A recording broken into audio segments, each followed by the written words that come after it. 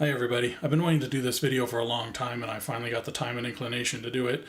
I get a lot of questions from people that browse my website at gcmstudio.com, YouTube subscribers, and people that know my work in person. So I thought I'd do a frequently asked questions video about that.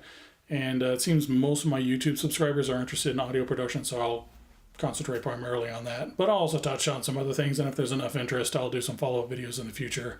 So jumping right into it, where are you located? West Bench of Boise, Idaho, particularly off the 5 Mile and Ustick area. So if you're looking for a low-key recording studio or need some video work done, it's a residential area, pretty low-key, so there's that.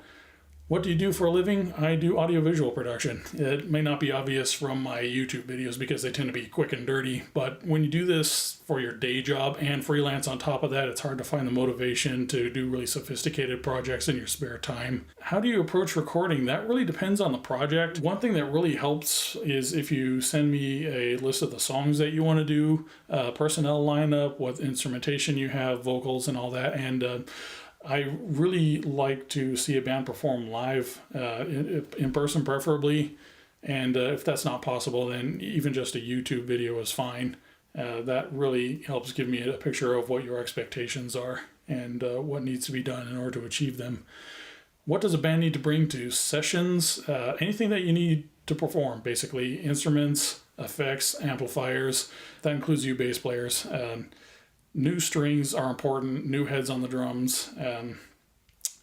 So I do have instruments and amplifiers here that can be used when necessary, but most likely you want to sound like you. There's people that come to the studio that want to reinvent their sound, and that's fine, but just bear that in mind. And if there's like a microphone that you particularly like, feel free to bring it. We'll audition it, but microphones generally aren't necessary because I have a pretty good collection myself. Do you record tracks one at a time or the whole band? That depends on the situation as well. Most of my clients are working on pretty tight budgets, so what I'll do is I'll set up the entire band in one room together where they have good line of sight and they can hear each other without headphones. The most important aspect of an album is getting a good, compelling performance out of the musicians, and it's also the hardest thing to do, especially if everybody's in isolation. So there are times where I'll record an album individually, one track at a time, so to speak. But generally, most of the time, it's the primary instruments with the scratch vocal, and then I'll replace the vocal and tack on overdubs later as necessary. So how do you use a mixer with your computer? That sounds like a strange question, but I get it a lot. The short answer of that is I don't really. You've seen some of my videos where I'm mixing on a desk. Most of the time that's off of 1" 16 track or sometimes Alesis HD24, slightly modified. And I also, at least at one point, could record and play back 24 tracks at a time directly off of my computer. That's just a recording and playback device, primarily a playback device for stuff that was recorded at other studios. I would have individual outputs, so every track has its own output on the computer that comes into its own input on the mixing desk. I may do a video in the future on how I do it, just because hardware seems to be very strange to a lot of people now because they're working entirely in computers and have very little or no hardware. So why don't you have any classic gear? I try to keep my prices as low as possible, and I do that by using gear that I can afford. I do not go into debt. I will use profits from my studio to pay for upgrades, but yeah, I'm not going to take out a huge loan to rack up a bunch of expensive equipment. And I've had some classic gear in the past. I still have a little bit, but I've had a $2,000 compressor, and yeah, it might have more character, it might be able to do some things that the other one won't, but they both basically do the same job. So why do you dislike DIs, or direct input boxes? So the short answer to that is the amplifier is an integral part of your sound, and I feel like it's not my business to bypass that, like I'm taking away your choice. Now, I do have this guy. I have some of these $35 passive jobs, and I have a $500 active DI in my studio, but I don't generally use them. Now, I will use them like in a live situation, or like if I have a keyboard player, I'll take a DI off of him.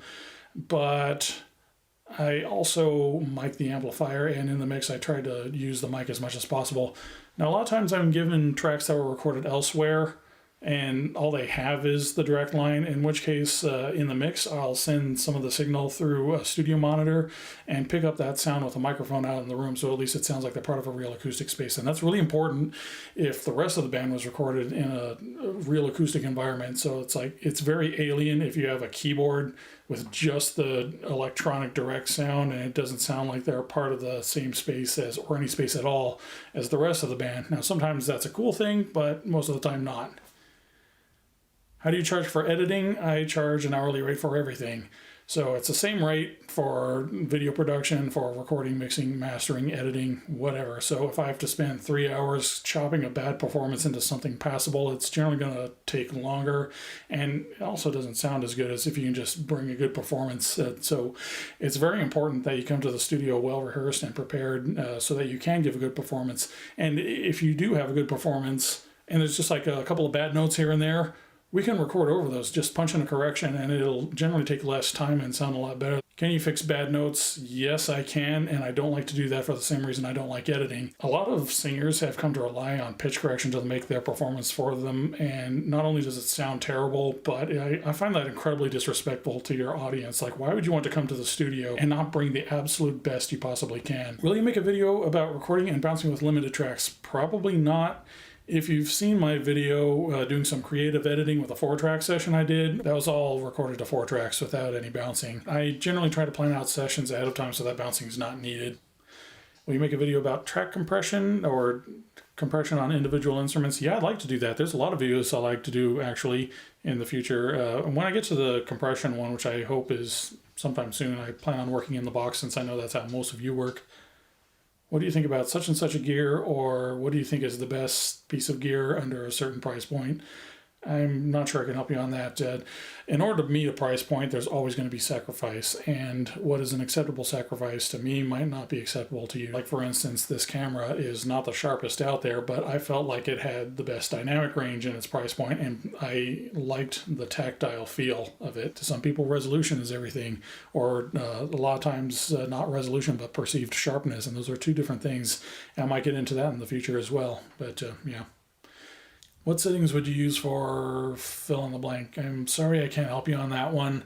I don't know what tracks you have, what they sound like. I don't know what your personal taste is or your expectations. I will say that if you've seen some of my other videos where I've actively worked on something, I'm just going by ear. Like, I'm tweaking as necessary, and a big part of that is making sure that you have good sounding tracks in the first place. So a lot of times it'll take less time and sound better if you find the optimal mic placement or use a different mic than if you try to beat something into submission in post-production. So I would love to do a lot of other videos in the future, so send me your comments and I'll try to tackle them as I have time. So thank you for watching.